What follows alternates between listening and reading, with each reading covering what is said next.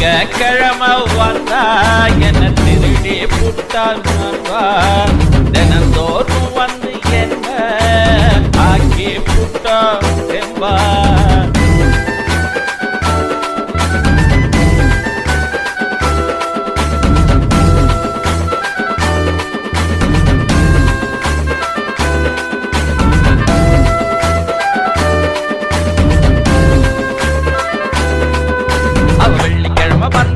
விளக்கு போட்டு நின்னா அவன் நீண்ட நாடு கனவு நிறைவேறி போச்சு நண்பா.